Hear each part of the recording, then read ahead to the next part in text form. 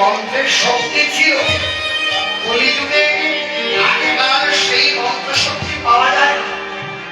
পূর্ব যুগে প্রাণী হত্যা করে, বৃদ্ধ গরুকে হত্যা করে যজ্ঞে আহুতি দেওয়া হতো। আর সেই যজ্ঞ শেষে একটা নব যৌবন সম্পন্ন একটা গাভী উৎপন্ন হয়ে আসতো। এটা পূর্বযুগে ছিল, কিন্তু এটা কলিযুগ। এই কলিযুগে তার সম্ভব নয়। এজন্য মহাপ্রভু বললেন এই কলিযুগে প্রাণী হত্যা অবৈধ, মানে বৈধ কাজ নয়।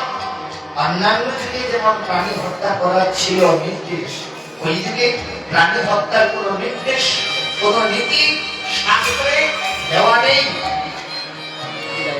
এজন্য কলিযুগে পশু হত্যা করা যাবে না, যেখানেই হবে প্রতিবাদ করতে হবে। মহাপ্রভুর নির্দেশে আমরা গৌরকে জানি, গৌরী কীর্তন সমিতির এই নীতিগুলি শুনি না। হ্যাঁ, হরিনামের বিরুদ্ধে কখনো কোন প্রতিবাদ আসলে সকলে এক হয়ে বিরুদ্ধে আচরণ করতে হবে।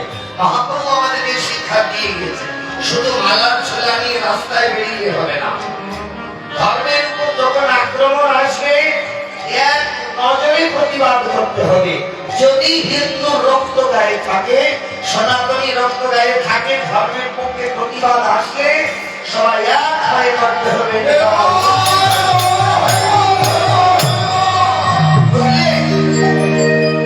আমার দেখো কাঁপতে কাঁপতে কাপড় টাপড় ভিজাইও না ভয়ে। এমনি কিছু কিছু লোক আছে তো ধর্মের পক্ষে কোনো আঘাত আসলে না বাবা আমাদের এগুলি নেই। তোমার ভাগ্য ভালো, তোমার সনাতন ধর্মের জন্ম। যেই ধর্ম কাউকে হত্যা করতে শিখায় না, কাউকে মারতে শিখায় না, জীবকে ক্ষমার ধর্ম শিখায়, এটা তোমার ভাগ্য ভালো, তোমার সনাতন ধর্মের জন্ম। দেখো এগুলি ভাগ্য ভালো। আমাদের ধর্ম কাউকে গাও দিতে শিখায় না, কাউকে নিন্দা করতে শিখায় না।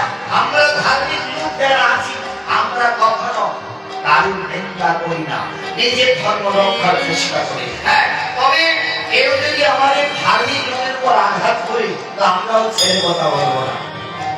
আমার গায়ে রক্ত যতক্ষণ আছে ছেড়ে কোনো কথা বলবো না। এটা মহাপ্রভু আমাদেরকে শিক্ষা দিয়ে দিয়েছেন। ভগবান কৃষ্ণ বাঁশি বাজাইছে, কিন্তু অকাসুর পুতনা এমন রাক্ষস যখন এসেছিল তখন বাঁশি বাজায়নি। বাঁশি বাজিয়েছে ভালোবাসার মানুষের কাছে। যখন কেউ আক্রমণ করতে আসছে আলোকার জবাব দিয়ে দিয়েছে।